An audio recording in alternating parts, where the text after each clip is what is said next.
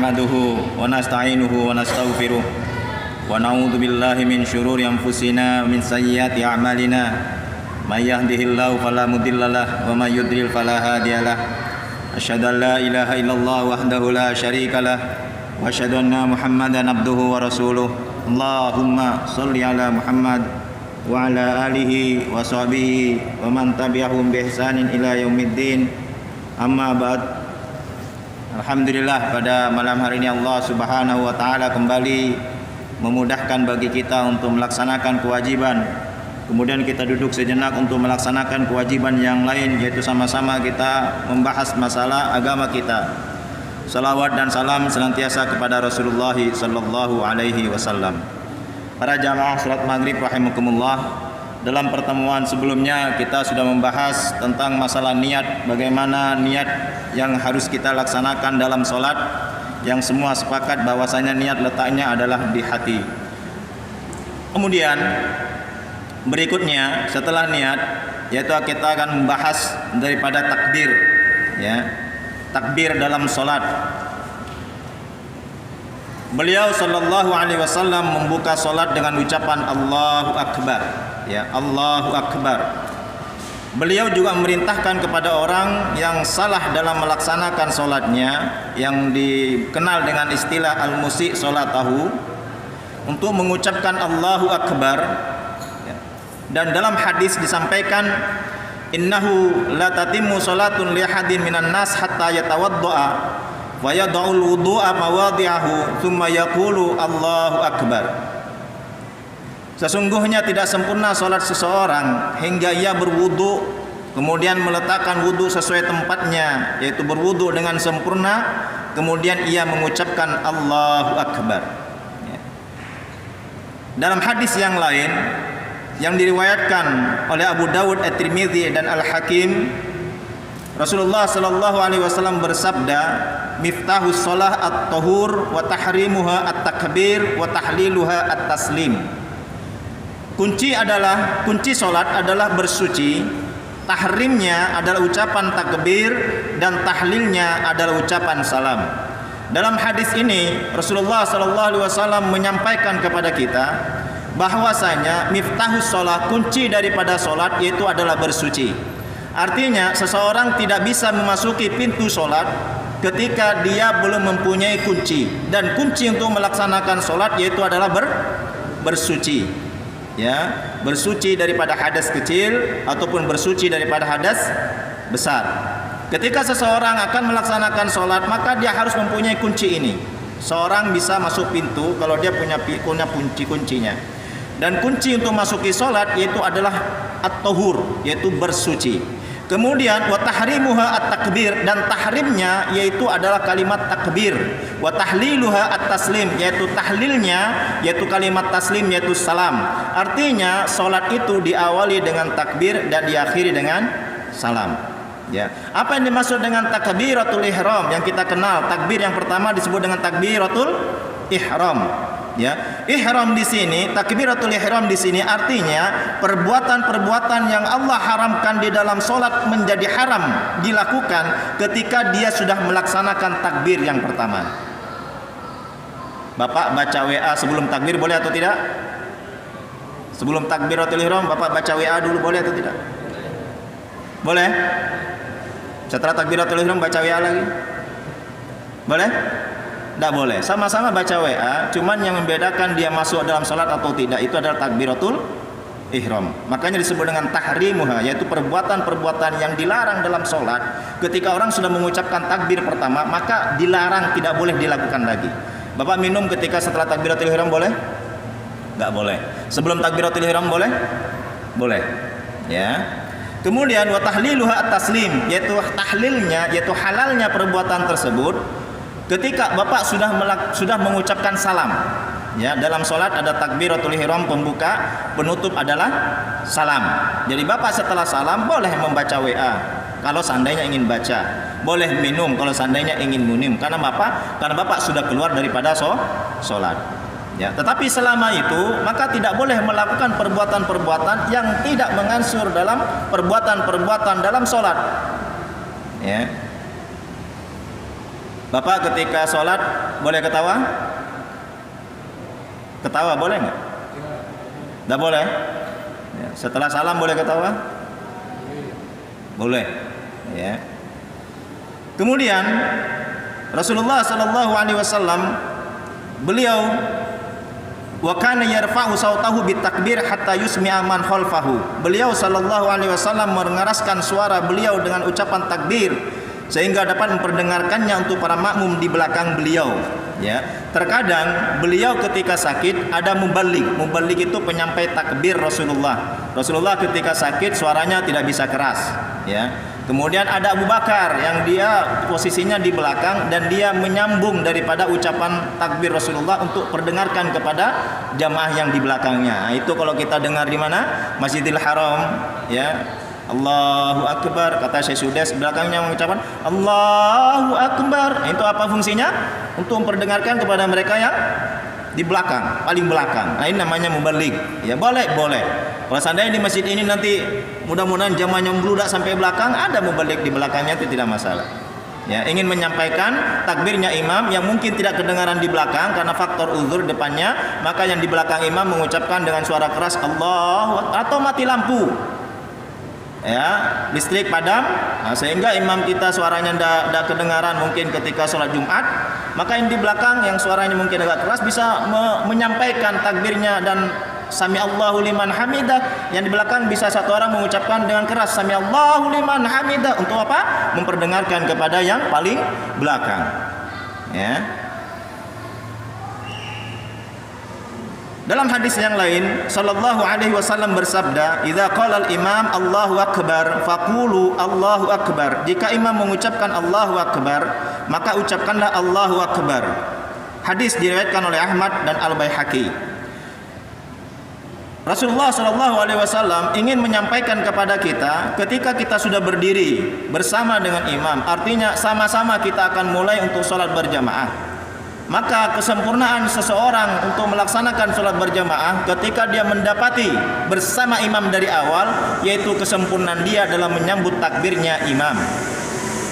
Ketika imam mengucapkan Allahu Akbar, maka yang di belakang ataupun kita di belakang itu bersegera menyambutnya dengan kalimat Allahu Akbar. Ini kesempurnaan sholat berjamaah. Maka rugi seseorang ketika imam sudah mengucapkan Allahu Akbar, dia masih sibuk dengan yang lain sampai imam mengucapkan waladhdallin, dia baru Allahu Akbar. Ini merugi.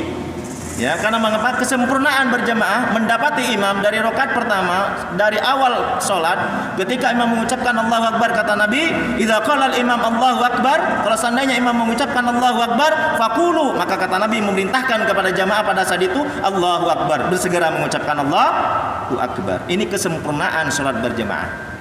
Ya. Maka kemarin kita sudah bahas, jangan lagi kita menyibukkan diri untuk melafazkan niat beberapa kali karena was-was sehingga kita terlambat dengan mengucapkan takbir kita bersama imam, atau setelah imam langsung kita sambut mengucapkan Allahu Akbar. Orang yang was-was sholli sampai baca surat pendek baru dia Allahu Akbar, berapa pahala yang dia bisa tinggalkan? Yang pertama tidak takbiratul ihram setelah imam, kesempurnaan yang kedua tidak mendengarkan dengan baik daripada bacaan imam, yang ketiga tidak mengucapkan amin. Ketika mengucapkan imam mengucapkan waladhdallin, kita tidak mengucapkan amin, itu kerugian besar. Ya, kerugian besar. Amin itu masalah sepele tetapi manfaatnya besar sekali dan faedahnya besar. Ya. Maka kesempurnaan seseorang ketika mendapati imam dari awal, ketika imam mengucapkan Allahu Akbar, maka kita segera mengucapkan Allahu Akbar. Ya, sempurna, ini sempurna dari awal. Kemudian dalam hal mengangkat tangan, di sini ada 3 keadaan ataupun 3 cara Rasulullah Sallallahu Alaihi Wasallam dalam sholat. Ada kombinasi, ada qaulun, ada fi'lun, ada perkataan yang diucapkan oleh imam, ada fi'lun, gerakan atau perbuatan yang dikerjakan oleh imam. Ya, di sini Rasulullah Sallallahu Alaihi Wasallam dalam hadis, beliau Sallallahu Alaihi Wasallam terkadang mengangkat kedua tangan beliau bersamaan dengan takbir, terkadang Allahu Akbar, ini bersamaan. Terkadang beliau mengangkat kedua tangan setelah takbir, Allahu Akbar. Ada yang seperti itu, ini juga hadisnya ada. Kemudian terkadang pula sebelumnya Allahu Akbar, Ya, jadi tiga-tiga ini sama, ya, bisa dikerjakan, ya. Yang tidak boleh itu dikumpulkan satu, ya. Tiga ini. Kalau dipilih salah satunya itu boleh dikerjakan, ya. Bapak angkat tangan sebelum takbir boleh, bersamaan dengan takbir boleh, atau setelah takbir juga boleh. Hadis ini diriwayatkan oleh Al-Bukhari dan Abu Dawud. Artinya kalau ada imam misalkan mengangkat tangannya, ya, sebelum ucapannya jangan kita salahkan, karena dia juga sesuai dengan sunnah Nabi Sallallahu Alaihi Wasallam. Ya. Beliau mengangkat kedua tangannya dengan jari jemari direntangkan. Direntangkan itu begini, tidak dikepal, tidak direnggangkan. Karena ada sebagian yang saya lihat itu mereka sholat Allahu Akbar, ini namanya merenggangkan. Rasulullah merentangkan yang diriwayatkan hadis oleh Abu Dawud, Ibnu Khuzaimah dan Tamam serta Al-Hakim, bahwasanya Rasulullah sallallahu alaihi wasallam ketika mengangkat ke tangan beliau, dia merentangkan kedua jari jemari, dihadapkan ke kiblat, ya. Jadi bukan begini sebetulnya itu, ya. Maka ketika kita angkat tangan itu kita hadapkan ke kiblat, ya. Kadang beliau mengangkat kedua tangan beliau sejajar dengan kedua pundak beliau. Kadang ini hadis yang diriwayatkan oleh Al-Bukhari dan An-Nasai. Kadang Rasulullah sallallahu alaihi wasallam mengangkat dengan sejajar kedua tangan, kedua telinga beliau. Jadi ada dua kondisi. Kadang sejajar dengan dengan pundak, kadang sejajar dengan kedua telinga, ya. Jadi ini sama-sama boleh, ya. Ada orang di samping kita Allahu Akbar. Nah, jangan kita salahkan karena kita kebiasaan begini, ini orang tidak sah angkat tangannya. Padahal dalam hadis Bukhari dan An-Nasai, Rasulullah SAW kadang dia mengangkat tangannya sejajar dengan kedua pundak. Ya, kalau kita paham begini, maka kita mengerti dengan orang lain yang berbeda dengan kita. Kadang karena kita tidak paham yang kita pelajari ini begini saja, ketika ada orang begini, salah lagi orang tersebut. Ini karena kita ketidakfahaman atau kurangnya kita mendengar hadis ini, ya.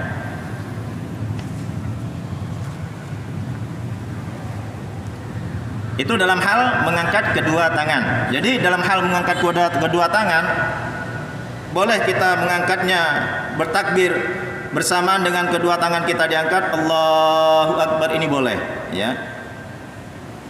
Allahu Akbar boleh, ya. Atau Allahu Akbar, ya. Mengangkat kedua tangan sejajar dengan pundak, ya, atau sejajar dengan kedua telinga. Yang penting tangan kita direntangkan, tidak dimekarkan, tidak dikepal juga. Hadapkan ke arah kiblat seperti ini, ya. Kemudian beliau meletakkan tangan kanan beliau di atas tangan kiri beliau, ya. Meletakkan tangan kanan beliau, ya. Tangan kanan di atas diletakkan di tangan kiri beliau. Hadis diriwayatkan oleh Muslim dan Abu Dawud. Dan beliau bersabda, "Inna ma'syaral anbiya umirna bi ta'jili fitrina wa ta'khiri suhurina wa an nad'a imanana ala syama'ilina fi shalah." Kami para nabi diperintahkan agar menyegerakan berbuka puasa, mengakhirkan makan sahur, dan meletakkan tangan kanan kami di atas tangan kiri kami bersedekap dalam salat. Hadis diriwayatkan oleh Ibnu Hibban, ya, dengan sanad yang sahih dan Ad-Diya, ya. Dan beliau pernah melewati seorang laki-laki ketika sholat. Ketika dia sholat, laki-laki mungkin kidal dia letakkan tangan kirinya di atas tangan kanannya, ya. Nabi melihat, maka Nabi membuka tangan laki-laki tersebut, dibalik oleh Nabi, diletakkan tangan kanannya di atas tangan kirinya. Nah, bagaimana cara meletakkan di sini? Di sini kita lihat, ya, ada beberapa hadis yang menjelaskan tentang beliau meletakkan tangan kanan beliau di atas tangan kiri beliau. Di sini ada beberapa hadis yang perlu kita mungkin mendengarnya. Yang pertama, beliau meletakkan tangan kanan beliau di atas telapak tangan kiri beliau. Meletakkan, ya. Hadis ini diriwayatkan oleh Abu Dawud, An-Nasai, Ibnu Khuzaimah, ya. Yang pertama, meletakkan tangan kanan beliau di atas di punggung, ini namanya punggung tangan kiri. Yang pertama. Yang kedua, kadang beliau meletakkan di pergelangan tangan kiri. Punggung, ini punggung tangan kiri, di pergelangan, ini pergelangan tangan kiri, meletakkan. Kadang beliau meletakkan di lengan bawah kirinya. Ada 3, ya, meletakkan, ini namanya meletakkan, ya. Kadang beliau sallallahu alaihi wasallam ya menggenggam tangan kiri beliau dengan tangan kanan beliau. Jadi ada lima kondisi yang dalam hadis ini yang diriwayatkan ya oleh An-Nasai serta Daruqutni yang Rasulullah menggenggam. Yang pertama, ketika dia bertakbir, dia meletakkan tangan kanan beliau di atas tangan kiri, di atas punggung tangan kiri yang pertama. Yang kedua, telapak pergelangan tangan kirinya, letakkan tangan kiri. Yang ketiga, di lengan bawah kirinya. Keempat, memegang. Posisi memegang namanya memegang. Ya. Namanya memegang, ini megang namanya, ya. Bisa di sini, bisa di sini. Jadi 5 hal. Nah, tetapi ada sebagian yang mengkompromikan hadis ini.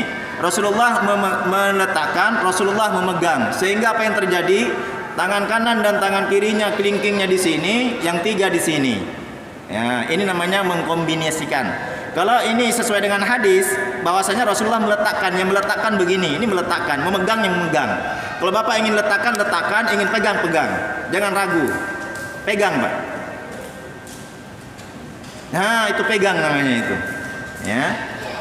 Yang begini, ini tidak ada dasar hadisnya. Yang ada dasar hadisnya ini. Ya. Kalau Bapak ingin letakkan saja. Boleh, ada yang begini, jangan kita bilang asing, ya. Karena memang hadisnya disampaikan seperti itu. Atau dia letakkan di pergelangan kirinya, atau dia letakkan di lengan bawahnya, atau dia pegang, ya. Jadi supaya jelas itu. Tapi yang tidak boleh itu mengkombinasikan 5 hal ini. Allahu Akbar. Nah, ini yang tak boleh, ya. Atau dia memegang seperti ini. Kalau dasar hadisnya tidak seperti ini, dia kalau ingin pegang, kalau ingin letakkan, ya, supaya jelas hadisnya tersebut, ya. Tidak boleh dikombinasikan seperti ini, ya. Kemudian beliau meletakkan kedua tangan beliau di dada, di atas dada. Hadis diriwayatkan oleh Abu Dawud, Ibnu Khuzaimah, ya. Ini dada kita. Ya, dalam hadisnya seperti itu, ya. Tetapi sebagian pendapat mengatakan yang disampaikan oleh Ali bin Abi Thalib, kadang di tahtas surrah, ya, atau di atas surrah pusar, atau di bawah dada. Ini mazhab Imam Ahmad, ataupun dalam mazhab yang lainnya di atas pusar. Ini pendapat. Tapi kalau saya lihat hadisnya di sini adalah di dada. Ya, ini dada kita ya di sini, ya. Jadi kadang Nabi Shallallahu Alaihi Wasallam ketika dia bertakbir langsung meletakkan, ya, yadau, Allahu Akbar, langsung meletakkan. Ini saya tidak tahu dasar hadisnya dari mana yang mereka begini ini. Ini tidak ada hadisnya seperti ini. Yang ada hadisnya itu Nabi Shallallahu Alaihi Wasallam ketika dia bertakbir langsung meletakkan, ya, Allahu Akbar, Allahu Akbar. Ini tidak ada dasarnya, ya, tidak ada dasarnya. Kemudian dalam hadis berikutnya Nabi Shallallahu Alaihi Wasallam melarang bertolak pinggang atau ikhtisar dalam sholat. Maksudnya apa di sini? Ikhtisar di sini artinya yaitu meletakkan kedua tangan kita di atas pinggang. Ya. Hadis diriwayatkan oleh Abu Dawud dan Nasai. Jadi kalau ingin amannya itu sudah kita letakkan yang wajarnya saja, ya, yang wajarnya saja. Kemudian Nabi SAW ketika sholat beliau menundukkan kepala beliau dan mengarahkan pandangan beliau ke tanah, yaitu ke tempat sujud. Jadi ketika kita sholat hanya ada 2 pandangan. Yang pertama ketika kita sudah mengucapkan Allahu Akbar, pandangan kita adalah ke tempat sujud. Jadi tidak usah kemana-mana pandangan kita, ya. Allahu Akbar. Jadi pandangan tetap fokus ke tempat sujud, ya. Ini di dalam kondisi berdiri, dalam kondisi ruku, dalam kondisi sujud, dalam kondisi duduk di antara 2 sujud, pandangan kita ke tempat sujud, kecuali nanti di tahiyat, ya, kecuali nanti di tahiyat arahnya kemana. Jika sholat, beliau menundukkan kepala beliau dan mengarahkan pandangan beliau ke tanah, ya. Diriwayatkan oleh Al-Baihaqi dan Al-Hakim. Dan ketika masuk Ka'bah pun pandangan beliau tidak meninggalkan tempat sujud beliau hingga keluar daripada solat tersebut. Padahal ketika kita solat itu kita menghadap kemana? Ke kiblat. Kiblat kita apa? Ka'bah. Jadi Nabi SAW solat di depan Ka'bah pun dia tidak melihat ke Ka'bah, tetapi mana? Ke tempat sujud. Ke tempat sujud. Masuk dalam Ka'bah, kata Nabi SAW, la yanbaghi ayyakuna fil baiti syai'un yashghulul musalli. Tidak sepantasnya ada sesuatu di dalam bait atau Ka'bah yang mengusik, menyibukkan hati seseorang yang sedang solat. Ya. Sampai dalam Ka'bah pun Nabi tetap solatnya itu pandangannya ke tempat sujud. Jadi fokus pandangan kita ke tempat sujud. Ya. Dulu sahabat mereka solat menganggap bahwasanya solat menghadap kepada Allah. Allah ada di mana? Allah ada di mana? Di atas. Sehingga mereka dulu solat menghadap ke Allah. Allah ada di atas, jadi mereka menghadap ke atas. Allahu Akbar. Di awal-awal seperti itu. Ya. Kemudian turunlah surat Al-Mu'minun itu. Maka kata Rasulullah sallallahu alaihi wasallam, la yantahiyanna aqwamun yarfa'una basarahum ilas sama fi shalah aw la tarji'u ilaihim wa fi riwayatin aw la tukhtafanna absaruhum. Hendaklah orang-orang itu benar-benar berhenti mengangkat pandangan mereka ke langit saat sedang salat. Atau kalau tidak mereka berhenti, maka pandangan mereka tidak akan kembali lagi kepada mereka. Dalam hadis yang lain, benar-benar pandangan mereka akan disambar. Ancaman Rasulullah SAW supaya mengapa orang-orang solat pada saat itu berhenti menghadap ke atas, supaya mereka arahkan pandangannya kepada tempat sujudnya. Karena mengapa? Lihat, perhatikan di sini hadis yang ditegaskan Rasulullah SAW. Fa idza shallaitum fala taltafitu. Kalau seandainya engkau solat, maka janganlah kamu menoleh. Kenapa? Fa innallaha yansibu wajhahu liwajhi 'abdihi fi salatihi ma lam yaltafit. Karena Allah Subhanahu wa taala mengarahkan wajahnya ke wajah hambanya di dalam solatnya selama ia tidak menoleh. Jadi ketika kita solat konsentrasi ke tempat sujud, maka Allah perhatikan solat kita. Dan maka ketika kita sudah toleh kanan kiri, Allah sudah tidak perhatikan lagi solat kita. Nabi SAW menegaskan, ya. Sehingga juga disampaikan ikhtilasun yakhtalis syaitan min salatil abdi. Itu adalah pencurian secara cepat yang dilakukan setan terhadap solatnya seorang hamba. Orang yang toleh itu diganggu oleh syaitan kehusuannya. Untuk khusyuk, kata Nabi SAW, melihatlah ke tempat sujudnya. Ya. La yazalullah muqbilan 'alal abdi fi salatihi ma lam yaltafit. Fa idza sarafa wajhahu insarafa anhu. Allah senantiasa menghadap seorang hamba dalam solatnya selama ia tidak menoleh. Jika ia memalingkan wajahnya, maka Allah juga berpaling daripada wajahnya. Ya. Maka inilah perhatian kita ketika kita solat. Begitu kita sudah takbiratul ihram, maka pandangan kita kemana? Ke tempat sujud. Ya, ke tempat sujud.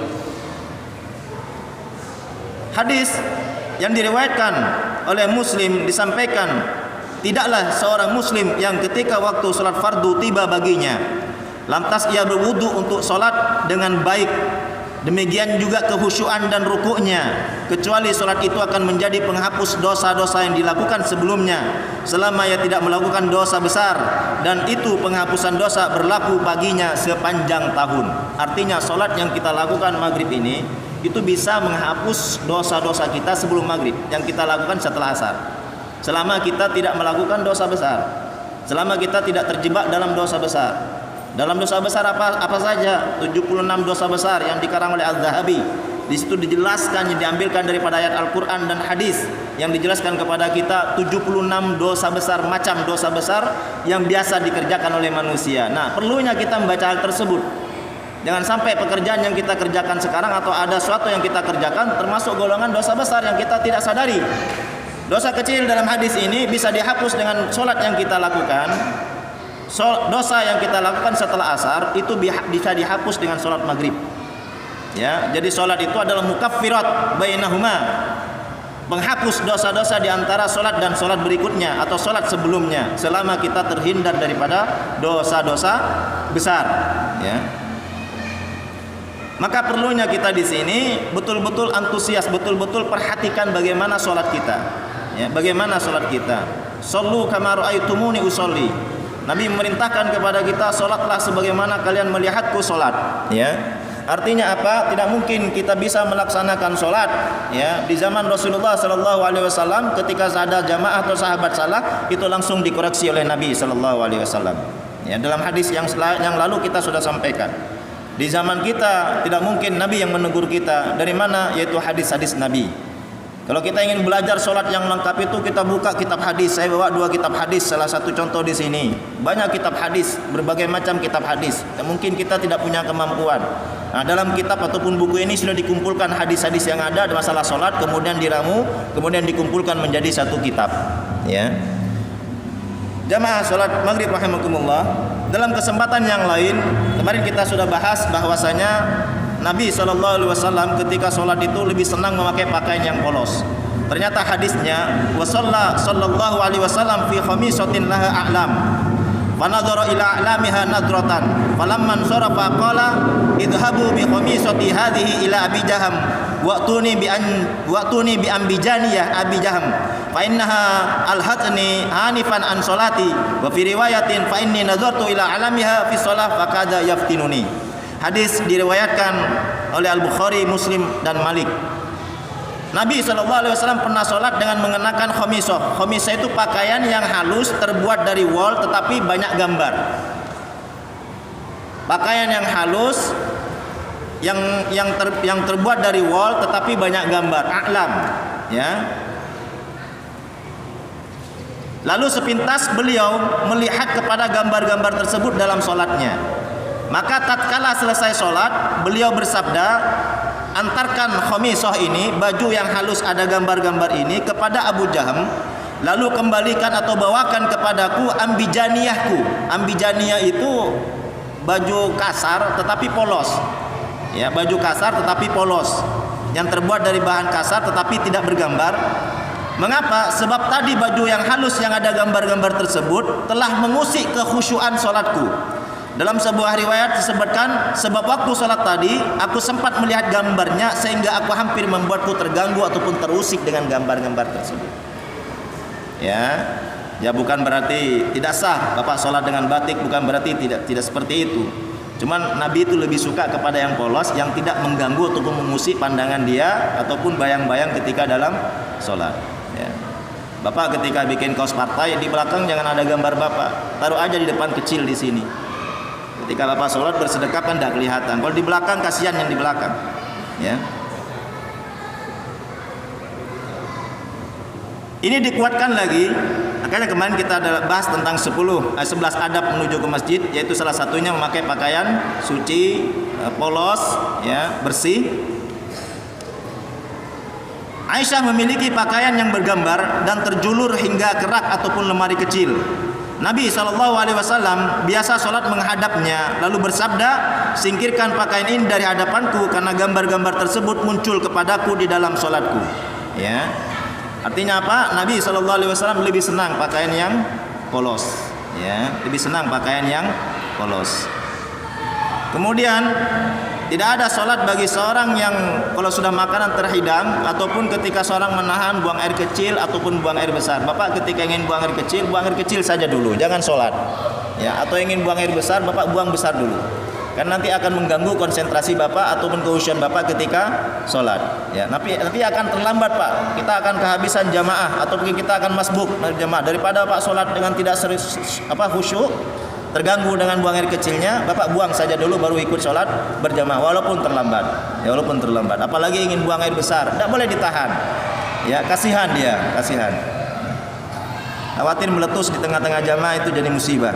Ya, maka Nabi SAW melarang, kalau ingin buang air kecil buang saja, buang air besar buang air besar saja, baru sholat. Ya. Baik, itu hal-hal yang berkaitan dengan lima hal tadi tersebut. Ya, takbir, mengangkat tangan, meletakkan tangan di dada, kemudian dengan pakaian Nabi SAW ketika dia sholat mengenai yang polos dan lain sebagainya.